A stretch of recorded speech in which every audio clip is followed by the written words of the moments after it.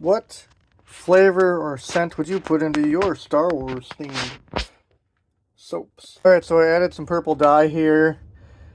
And we're at 175. We want it to cool down to about 130, 135 before we pour it in here. But coming along nicely. Go with it poured. I had some extra here, so I put it in these molds here.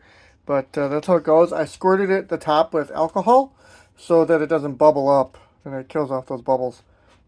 Alright everybody, moment of truth. We got our AT-ATs or AT-ATs and our Star Destroyers. See how it goes.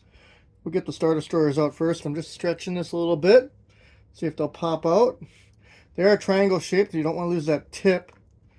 There we go. Oh, beautiful. Oh my god, that looks amazing. Okay, nice. See, I used that alcohol on it so that we don't get all those nasty bubbles. You know, the carbonation, so to speak, the carbonated look. Let's take a look at an AT-AT here. Stretching it out a little bit.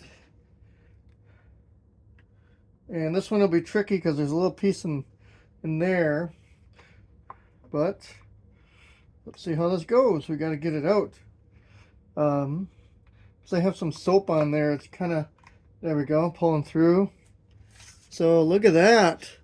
Wow, amazing. Look at that AT-AT. Dang. Poke through, see the little bit of wax or soap coming through there. Just have to get a tool or a pencil. Oh, there it goes. Perfect. And now we have our AT-AT. Look at how amazing that is. Wow.